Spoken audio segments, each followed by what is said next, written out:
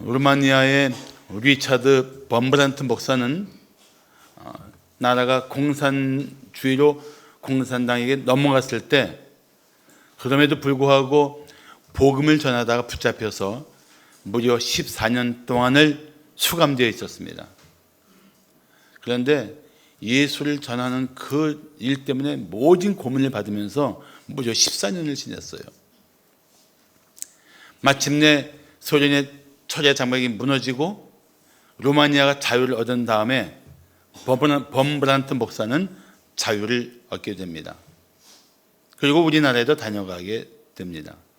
우리나라에 오신 적이 있는데 하루는 레스토랑에서 식사를 하다가 옆에 앉은 외국인 남자와 동석하게 되었습니다. 목사님은 자신의 직업을 밝히면서 혹시 교회를 다니는지 물었습니다. 저는 범브란트 목사입니다. 혹시 교회 다니시나요? 그러자 그 옆 사람이 이렇게 대답했습니다. 제 아내는 영국 성공의 교인입니다. 저 역시 천주교 집안에서 자랐지만 지금은 교회를 다니지 않고 있습니다. 혹시 그 이유를 물어도 될까요? 목사님에게 말씀드리긴 좀 그렇지만 교회는 위선자들이 너무 많습니다. 어려서부터 정말 많이 봤어요. 그래서 아내와 저는 차라리 교회를 다니지 않는 것이 낫겠다고 생각했습니다. 이 말을 들은 범브란트 목사는 웃으면서 이렇게 말했습니다. 저는 그렇군요. 하지만 저는 그 이유 때문에 교회에 나갑니다. 저 같은 죄인들이 많아서 마음이 편하고 좋거든요. 죄 없는 사람만 있다면 저는 감히 교회에 나가지 못할 것입니다. 이 대화는 왜 우리 이웃들이 교회를 거부하는가를 보기도 하지만 한편으로는 교회 안에는 어떤 은혜가 있는가를 또 주목하게 합니다. 그렇습니다. 교회는 완전한 사람들이 모인 것이 절대 아닙니다. 오히려 세상 사람들 중에 선한 사람보다 더 문제 있는 사람들도 있을 수 있습니다. 그런데도 불구하고 우리에게는 매우 중요한 결정적 차이가 있습니다. 우리가 예수님의 은혜를 입고 구원받은 성도의 공동체라는 것입니다. 그것이 왜 중요하냐면 우리가 비록 지금은 세상 사람이 보기에 문제 있고 부족해 보여도 우리가 예수로 말미암아 점차 변화되며 예수를 닮아가는 아름다운 영적 성장을 할 것이기 때문입니다. 그래서 우리는 어느샌가 보게 될 거예요. 와, 저 사람은 정말 예수 믿더니 저렇게 변했어. 예수 생명 없으면 절대 그렇게 살 수 없는 사람의 변화를 내가 이루게 될 것이고 우리 지체들이 그런 삶을 살게 될 것입니다. 그게 교회란 말이죠.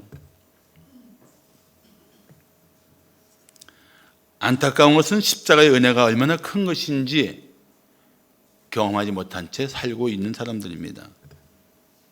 그래서 자신이 저지른 죄의 늪에 빠져서 헤어나오지 못하고 있습니다. 어떤 사람은 그렇게 묻습니다. 내 삶이 어디서부터 잘못됐는지를 모르겠어요. 나는 그 삶의 근본 문제는 하나님과 분리된 상태에 있다고 확신합니다. 하나님을 알면, 예수를 만나면 얼마든지 변화될 수 있는 삶인데도 불구하고 하나님과 단절된 상태에서 그는 자신이 그토록 벗어나고 싶은 죄악, 그토록 자신의 삶을 무너뜨리는 모든 악한 권세에서 이겨낼 수가 없단 말이죠. 교회는 바로 그런 은혜가 있는 곳이고 그런 은혜를 확신한 성도들의 공동체인 것입니다. 물론 교회 안에 있으면서도 연약함 때문에 또 또 세상의 유혹이 워낙 강렬하기 때문에 죄에 빠질 수 있습니다. 그래서 죄책감도 느낄 수 있어요. 죄책감이란 죄에 빠진 사람이 느낄 수밖에 없는 고통스러운 감정을 말합니다. 그런데 저는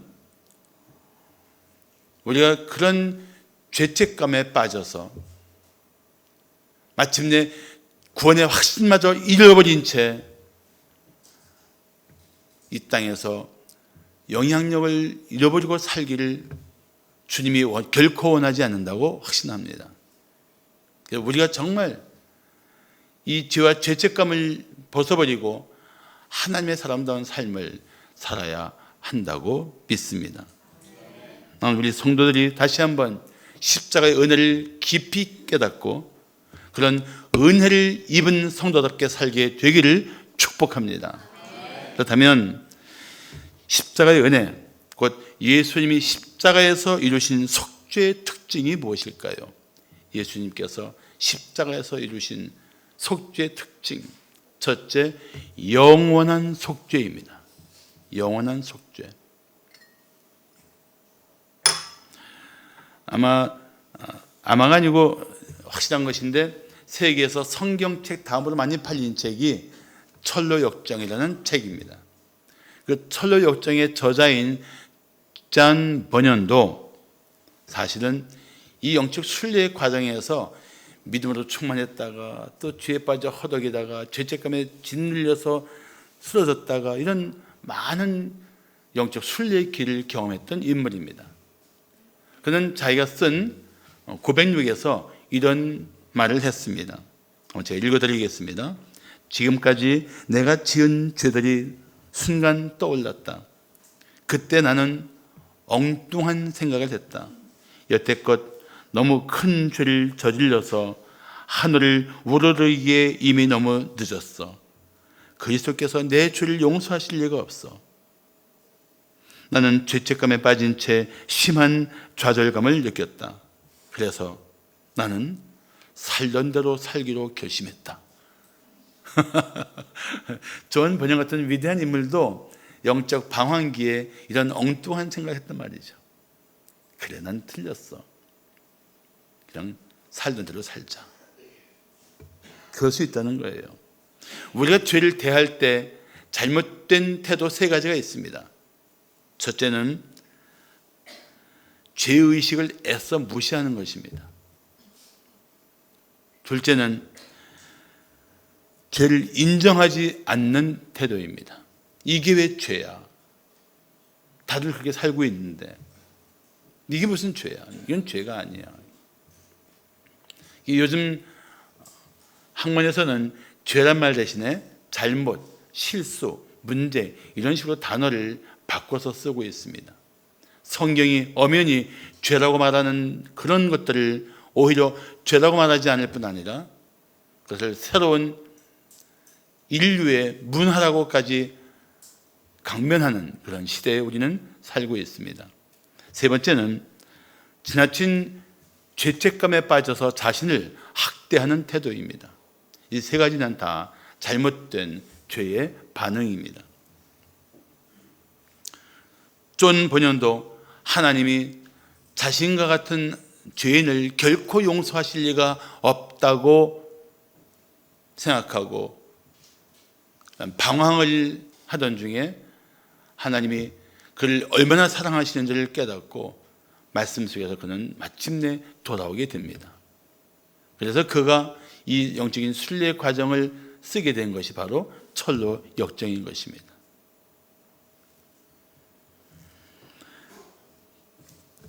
사실 자신의 죄를 깨달으면 자신의 죄를 인정해야 옳습니다.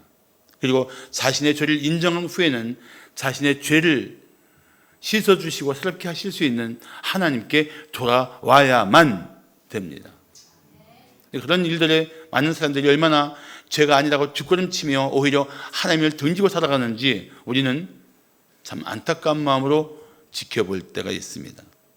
자, 오늘 11절을 말씀하기를 제사장마다 매일 서서 섬기며 자주 같은 제사를 드리되 이 제사는 언제나 죄를 없게 하지 못한다고 말씀하고 있습니다. 제사장들이 구약에서 매일 제사를 지내요. 매일 속죄 제물을 잡습니다. 그 피 흘림을 보면서 그 제물을 가지고 온 사람은 내 죄가 저기서 대가를 치르고 죽었다고 돌아갑니다. 그런데도 불구하고 또다시 죄의 권세에 묶여있는 자신의 모습을 보면서 그들은 그 죄의 문제의 심각함을 깨달았을 것입니다. 제사장들도 매일 서서 섬기면서 이 죄의 근본적인 해결이 없이는 안 된다는 그런 안타까운 마음을 가졌을 것입니다. 그런데 그런 제사장들이 속죄의 피를 흘리신 예수의 십자가의 은혜를 알았다면 뭐라고 외쳤을 거예요? 뭐라고 외쳤을까요? 아마 이렇게 외쳤을 것입니다. 야, 우리가 날마다 씻으려 해도 끊임없이 우리 삶을 더럽히는 죄가 마침내 해결되었다고? 할렐루야! 그랬을 거예요. 매일 피의 제사를 드리고 이 죄를 이기기 위해서, 이 죄의 권세로부터 벗어나기 위해 몸부림쳤던 우리들이 힘썼던 것과는 비교할 수 없는 이 예수 그리스도의 보혈로 영원한 속죄가 이루어졌다고? 아마 그들은 엄청난 감동을 받았을 겁니다. 이 속죄의 피를 흘리며 이 죄의 문제와 심각하게 싸워본 사람이야 말로 십자가의 은혜가 얼마나 크고 놀라운 것인지를 알 수가 있습니다. 왜 이것이 중요합니까? 우리 스스로는 절대 죄를 제거할 수 없기 때문입니다. 날마다 자기 죄를 씻으려고 몸부림쳐도 죄의 문제를 해결할 수 없기 때문에 그렇습니다.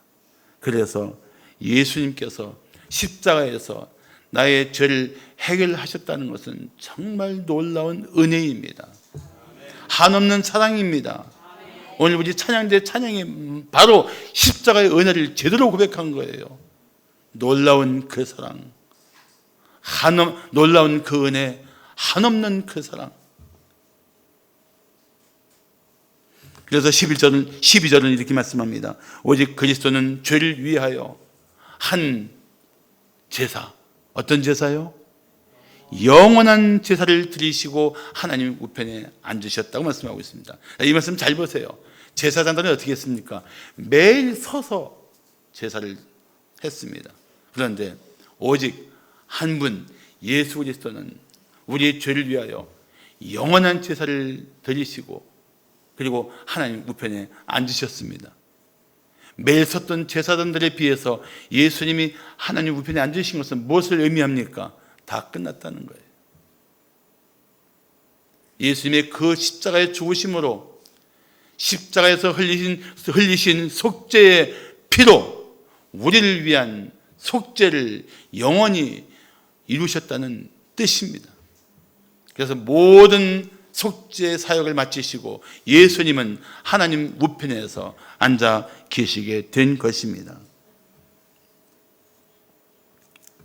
사랑하는 성도 여러분, 이제는 우리를 위한 영원한 속죄를 이루시고 하나님 보좌 우편에 앉아 계신 예수님을 바라보십시오.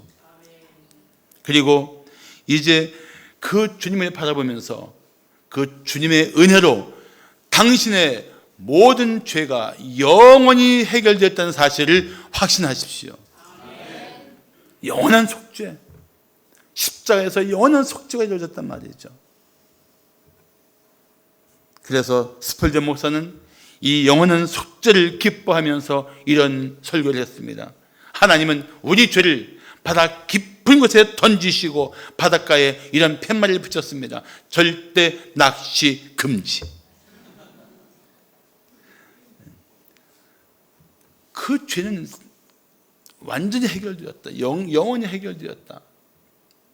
그 죄로부터 이제는 자유하다. 이 선포예요. 사랑하는 성도 여러분, 잊지 마십시오. 하나님은 당신의 어떤 죄도 용서하실 것입니다. 진실로 회개하면 모든 죄를 용서하실 것입니다. 그리고 당신의 죄를 영원히 용서하십니다. 그렇다면 십자가의 은혜를 입은 자로서 더 이상 지난날의 죄와 죄책감 때문에 힘겨워하지 마십시오. 그 모든 죄를 다 떨쳐버리고 이제는 그 은혜를 입은 자다운 삶을 살아야 할 것입니다. 하나님이 분명히 용서하시고 영원히 용서하신 그 죄를 가지고 우리의 마음에 죄책감을 불러일으키고 우리로 하여금 그 죄책감 때문에 그리스도에 나온 삶을 살지 못하게 하는 것은 사탄의 역사입니다. 그래서 오직 성령 안에서 영원한 죄사함의 확신을 가지고 다시 하나님의 사람다운 삶을 살아가시기를 축복합니다. 자, 예수님이 십자가에서 이루신 속죄의 특징이 무엇일까요? 둘째, 완전한 속죄입니다. 완전한 속죄. 자, 다시 한번 묻습니다. 하나님이 내 죄를 절대 용서하지 않으실 거야. 이 말이 맞습니까? 틀립니까? 틀리죠. 그러면 이렇게 말할 때 여러분이 맞습니다 하면 아멘으로 화답해 주시기 바랍니다. 하나님은 내 어떤 죄도, 상상할 수 없는 끔찍한 죄도 내가 마음을 찢으며 통회할 때 반드시 용서해 주실 거야. 할렐루야. 믿습니까? 는 우리 성도들이 십자가의 권세가, 십자가의 능력이 어떤 것인지를 확실히 믿었으면 좋겠어요. 십자가의 보혈의 능력으로 용서받지 못할 죄는 결코 없습니다. 물론 우리가 그런 용서를 받으니까 또 죄를 지을 수 있느냐? 성경은 그럴 수 없느니라고 말씀하십니다. 예수님이 십자가에서 이루신 속죄 범위는 과거의 죄와 현재의 죄와 미래의 죄를 다 속량하실 수 있습니다. 지난날의 죄를 다 용서하셨고 지금도 연약함으로 짓고 있는 죄를 용서하시며 이후에도 내가 지을 수 있는 죄악들에 대해서 십자가의 보혈은 한없는 용서로 우리를 품어 주실 것입니다.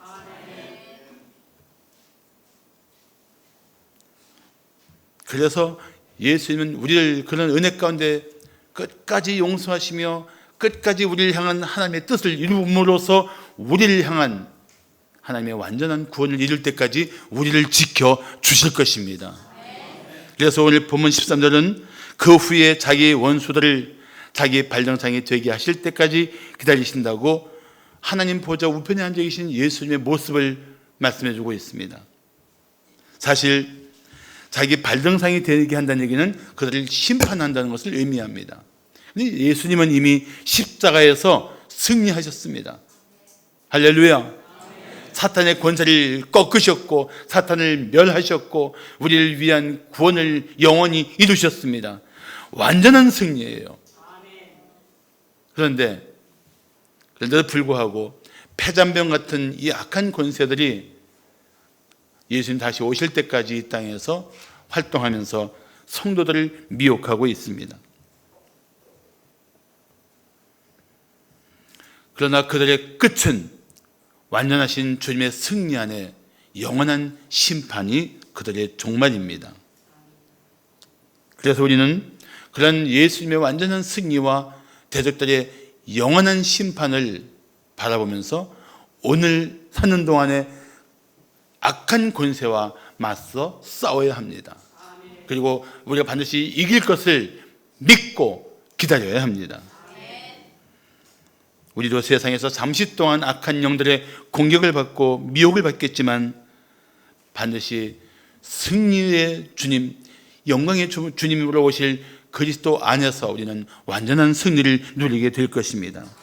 그때 우리는 승리의 노래를 부를 것입니다. 사탄과 악한 권세들은 영원한 불못에 던져질 것입니다. 그래서 오늘 말씀하신 13절 자기 원수들을 자기 발등상이 되게 한다는 이 말씀은 이미 시편 110편 1절에서도 예언하신 말씀입니다. 시편 110편 1절을 보시면 여호와께서 내 주에게, 누굽니까? 예수 그리스도에게 말씀하시기를 내가 네 원수들로 네 발판이 되게 하기까지 너는 내 오른편에 앉아 있어라 하셨도다. 하나님께서 시편 110편에서 예수님의 완전한 승리를 말씀하시고 또 히브리서에서 또 말씀하신 이 거듭해서 말씀하신 이유가 무엇일까요? 너무도 확실하시고 반드시 이루어질 하나님의 뜻이기 때문에 그렇습니다. 반드시 이루어질 거예요.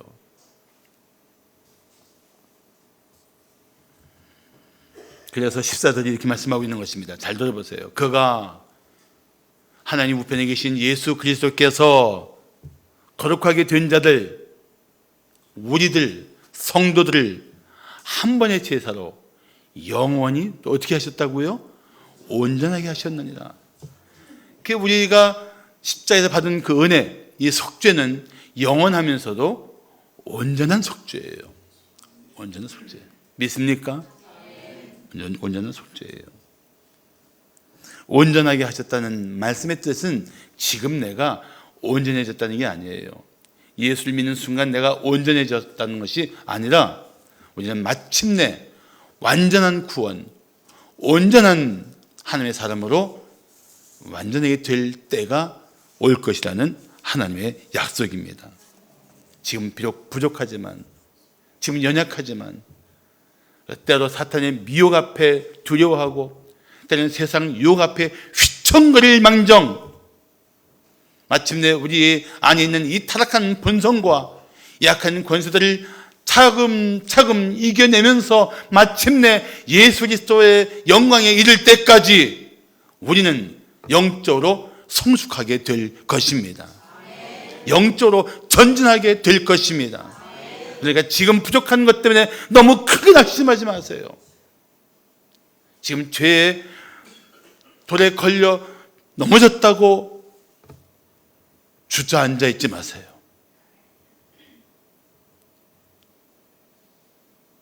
당신을 다시 붙들어 일으키시는 주님의 손에 붙들려서 다시 일어나야 합니다.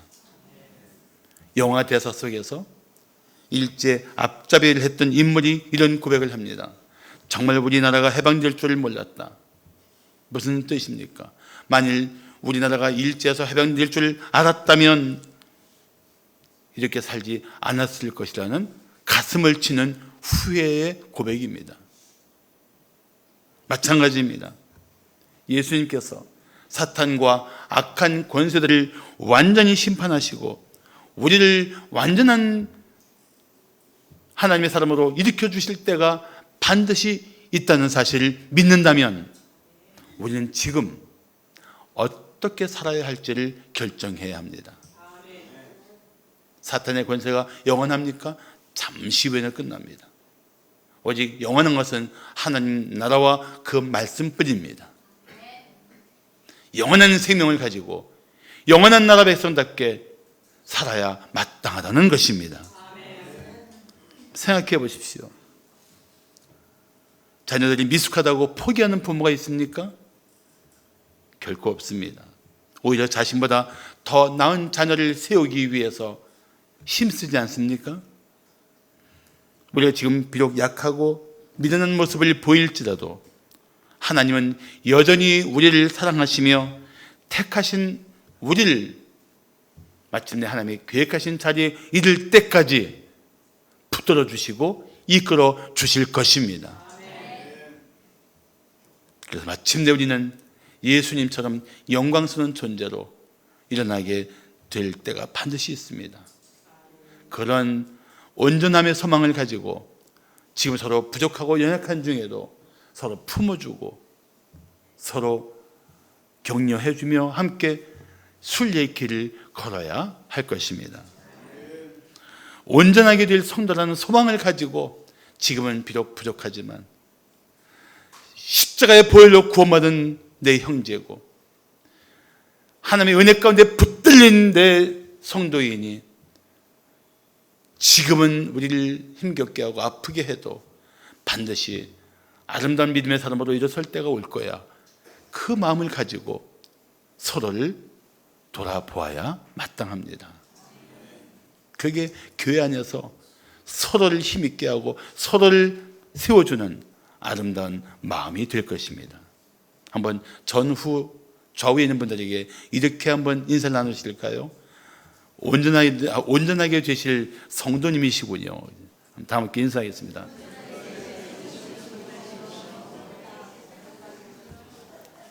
그래서 우리는 연약함 또는 죄책감으로 힘겨워하는 성도를 다시 회복시키는 그런 교회가 되기를 축복합니다. 마지막으로 예수님이 십자가에서 이루신 속죄의 특징이 무엇일까요? 셋째, 유일한 속죄입니다. 유일한 속죄. 오직 예수 안에만 있는 속죄. 믿습니까? 예수 안에만 이 속죄가 있어요. 믿지 않는 분들이 자주 하는 질문 중에 하나가 왜 기독교를 믿어야만 구원받는다고 합니까? 다른 종교는 구원받을 수 없나요? 라고 묻습니다. 그런데 이 시대는 더더욱이 절대적인 진리를 인정하지 않고 상대적인 것을 주장하면서 모든 종교에 구원의 길이 있다고 말하는 현대주의 시대에 살고 있습니다. 포스트 모더니즘이라고 말합니다. 그러면서 기독교를 자기네만 구원이 있다고 말하면서 배타적인 종교라고 우리를 말합니다. 과연 그럴까요? 전 절대 그렇지 않다고 생각합니다. 만약에 다른 종교들처럼 착하고 바르게 살면 구원받는다는 것을 가르치기 위해서라면 예수님께서 굳이 이 땅에 인간의 몸을 입고 오셔서 속죄의 피를 흘리실 이유가 전혀 없어요. 그냥 하나님이 택하신 선지자나 목사들을 통해서 착하고 바르게 살면 구원받는다고 설교하면 되는 거예요. 왜 하나님이신 예수님이 굳이 인간의 몸을 입고 이 땅에 오셔서 모진 고난을 받고 우리를 위한 속죄피를 아무 죄도 없으신 하나님이신 그분이 그 속죄피를 흘리며 십자가에서 죽으셔야 했는가? 그것은 인간의 구원의 길이 유일한 해결책이 속죄의 양으로 오신 예수 그리스도 안에만 있기 때문에 그런 거예요. 예수 외에는 구원이 없기 때문에 하나님께서 모든 사람들이 착하고 바르게 살고 아무 종교나 믿으면 구원받는다는 이 터무니없는 사상에, 터무니없는 기대에, 터무니없는 소망에 빠지게 한 것은 그건 세상을 미혹하는 악한 권세의 메시지라는 것입니다. 오직 예수 안에만 구원이 있어요. 그래서 사도행전 4장 12절을 말씀하기를 다른 이로서는 구원을 받을 수 없나니 천하 사람 중에 구원을 받을 만한 다른 이름을 주신 일이 없다고 말씀하고 있는 겁니다. 오직 예수밖에는 구원이 없어요. 오직 예수밖에는.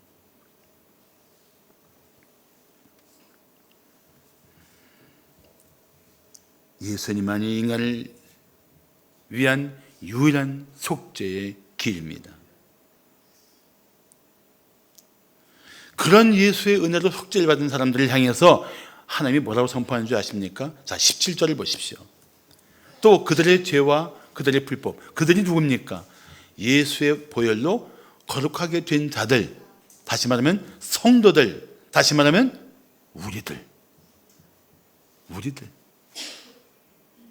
우리들의 죄와 우리들의 불법을 하나님께서 뭐라고 선포하십니까? 내가 다시 기억하지 아니하리라. 이건 정말 놀라운 선포입니다. 이건 아주 상상할 수 없는 은혜로운 선포예요. 하나님이 내 살면서 평생 동안 끊임없이 저질렀던 모든 죄와 불법을 다시는 기억하지 않겠다는 겁니다. 그런 일이 없었던 것처럼 나를 받아주신다는 거예요. 이게 얼마나 놀라운 선포입니까? 전도 포팔 때 배우는 게 있어요. 하루에 단 한 번 나쁜 생각, 단 한 번 나쁜 말, 단 한 번 나쁜 행동을 해도 하루에 3번이에요. 1년이면 1000번이에요. 80살까지 살면 8,000번의 상습적 범죄자예요, 인간은. 근데 하루에 3번이면은 그거는 거의 천사급이에요. 몇 번 나쁜 생각할까요? 수십 번. 몇 번 함부로 말하고 행동할까요? 수십 번. 합이 적어도 100번은 될 것 같아요. 100번. 그럼 1년이면 얼마입니까? 300. 오유, 엄청나게 많네요. 36,500번. 36,500번. 80살 되면은요. 이게 240만이 되나요? 넘죠. 어마어마한 거예요. 우리는 정말 하나님 앞에 이 은혜, 예수의 십자가의 보혈로 내가 너의 죄를, 너의 불법을 다시는 기억하지 않을 거야. 이 은혜 없이는 하나님 앞에 예배하러 오는 것은 상상도 못할 일입니다. 그런데 이 말씀을 예레미야도 얘기했어요. 예레미야 31장 14절 보시면 내가 그들의 악행을 사하고 하나님 백성들의 죄를, 그 악한 행동을 다 용서해주고 다시는 그 죄를 기억하지 않겠다고 말씀하십니다. 이게 신구약을 관통하는 하나님의 약속이에요. 너의 죄를, 너의 불법을, 너의 악행을 내가 용서해주고 용서한 후에는 다시는 기억하지 않을 거야. 이렇게 말씀하시는 이유가 뭡니까? 반복해서 말씀하시는 이유가 뭐예요? 그만큼 하나님의 뜻이 확실하다는 것입니다. 하나님의 강력한 의지라는 뜻이에요. 그러니까 하나님이 용서하신 죄 때문에 자신을 학대하면 하나님이 기뻐하실 일이 절대 아니에요. 하나님이 분명히 용서해 주신 죄를 가지고 죄책감에 눌려서 허덕이면 하나님이 기뻐하실 삶이 아니라는 것입니다. 믿습니까? 시편 130편 3절 4절을 보시면 이런 말씀이 나옵니다. 여호와여 주께서 죄악을 지켜보실진데 주여 누가 서리이까. 하나님이 우리 죄를 불꽃 같은 눈으로 보신다면 그분의 그 눈길 앞에 내 죄악들이 속속들이 다 드러난다면 누가 감히 그분 앞에 설 수 있겠어요? 죽은 자같이 엎드려서 주여 이 죄를 죽여 주옵소서, 그것밖에 할 말이 없을 겁니다. 그런데 4절 보시면 그러나 우리 죄를 지켜보실 때 아무도 그분 앞에 설 수 없는 이런 인생들을 향하신 하나님의 은혜, 그러나 사유하심이 그 죄를 사해 주시고 그 용서해 주시는 그 은혜가 주께 있으면 왜요? 주를 경외하게 하시려고. 그 모든 속죄를 받은 우리가 할 일이 뭐예요? 주님을 경외하는 것입니다. 나 같은 죄인에게 이런 은혜를 베풀어 주신 주님, 제가 주님을 마음을 다하여 경외하나이다. 그 고백을 우리가 해야 된다는 얘기죠. 은혜를 입은 자들에게 마땅한 고백이라는 것입니다. 사랑하는 성도 여러분, 그렇다면 생각해 보십시오. 우리 이웃이 죄 중에 죽도록 버려둘 수 있습니까? 구원의 길이신 예수를 모르는 채 죄의 어둠에 빠진 채 살고 있는 이웃들을 방치할 것입니까? 그런 행위는 굶어 죽는 이들에게 무심한 것보다 더 악한 것입니다. 물에 빠져 죽어가는 자를 방치하는 것보다 더 악한 짓입니다. 우리는 유일한 구원의 이름이신 예수를 자랑해야 합니다. 전해야 합니다. 그 이름 앞에 우리 이웃들이 마침내 돌아와야 합니다. 그것은 기독교가 배타적인 종교가 아니고 진정한 구원의 이름을 가진 종교다운 행위가 되는 것입니다. 그래서 18절은 이렇게 말씀합니다. 이것들을 사하셨은즉, 이것들이 뭐예요? 우리들의 죄와 불법들을 말합니다. 이것들이 뭐라고요? 우리들의 죄와 불법들을 사하셨은즉. 사하셨다는 게 완료형이에요. 완료형. 깨끗이 다 해결하셨은즉 다시 죄를 위하여 제사를 드릴 것이 없느니라. 그 죄 때문에 다시 또 하나님 앞에 용서를 구하고 속죄 피를 흘릴 필요가 없다는 거예요. 왜요? 단 한 번에 영원히 그리고 온전하게 이루어졌고 유일하신 그분의 은혜 안에서 우리의 속죄는 완전히 해결되었기 때문입니다. 그런 주님의 은혜를 잊어버리고 십자가의 그 은혜를 잊어버리고 죄책감에 빠져 살고 있다면 오늘 하나님 앞에 이 죄책감을 씻어주시고 이제는 다시 새로운 심령으로 주님을 찬양할 수 있도록 저를 맞아 주시옵소서라고 부르짖어 기도해야 할 것입니다. 지난번에 어느 부부랑 얘기하다가 한 분이 이런 고백을 했습니다. 목사님, 하나님은 우리가 지은 과거의 크고 작은 모든 죄를 깨끗이 씻어주시기를 원하신다고 생각합니다. 너무 좋은 말이라서 맞습니다. 그 말을 오늘 설교 때 해도 지적 재산권 묻지 않을 겁니까? 그렇게 하겠대요.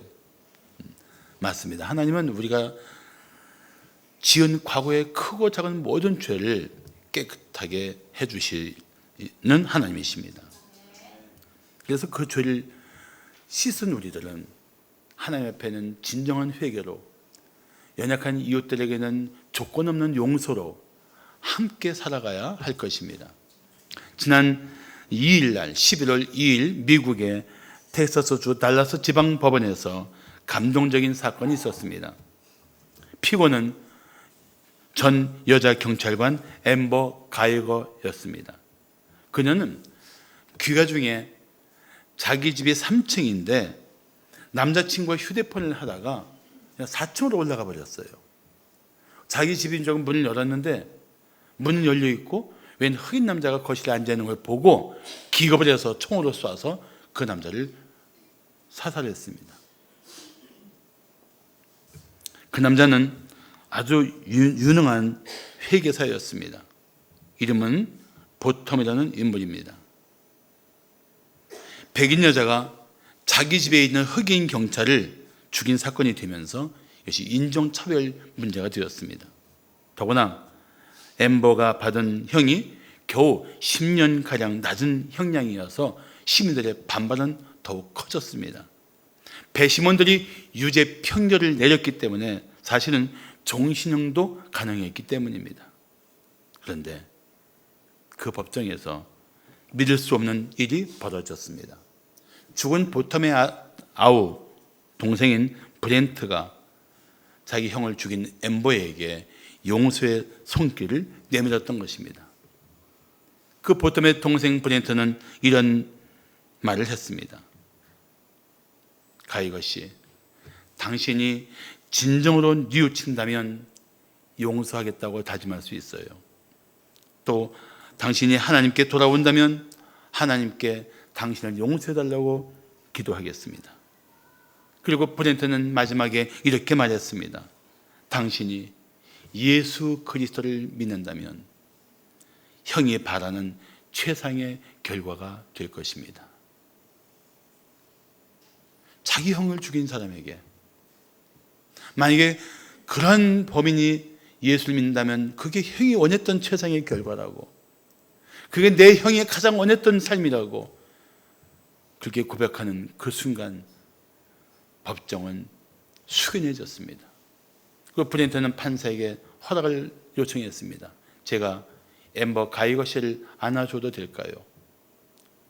이미 눈물을 흘리며 자신의 그 어리석음과 죄에 대해서 고통스러워하는 이 가이거를 바라본 브렌트의 요청이었습니다. 판사는 허락했습니다. 브렌트는 자기 형을 죽인 앰버 가이거에게 다가가서 그를 안아주었습니다. 그리고 함께 흐느껴 울었습니다. 법정은 온통 눈물바다가 되었고 판사도 눈물을 흘리면서 그 광경을 지켜보았습니다. 십자가가 있는 곳에 구원이 있고 용서가 있고 화해가 있고 회복이 있습니다. 십자가의 그 큰 은혜 앞에서 용서받지 못할 죄인이 없습니다. 그 은혜 앞에 그 은혜를 입은 성도라면 더 이상 지난날의 죄와 죄책감 때문에 자신을 몰아치거나 자신을 학대하거나 나 같은 자는 용서받을 수 없다고 스스로 자신을 정죄하는 어리석은 삶을 이제는 다 던져버리십시오. 그리고 다시 일어서십시오. 나 같은 죄를 구원하기 위해서 십자가에서 보혈 흘리신 예수 안에서 이제 그 은혜를 받은 자다운 삶을 다시 시작하십시오. 하나님은 당신을 말할 수 없이 사랑하십니다. 당신의 죄를 영원히 용서하시고 다시는 기억하지 않으실 것입니다. 당신을 온전하게 하시는 그분의 뜻을 반드시 당신의 생애 가운데 이루실 것입니다. 그 은혜를 잊지 마십시오. 그 은혜 앞에 다시 마음을 정하고 일어서시는 우리 성도를 되시기를 축복합니다. 기도하겠습니다.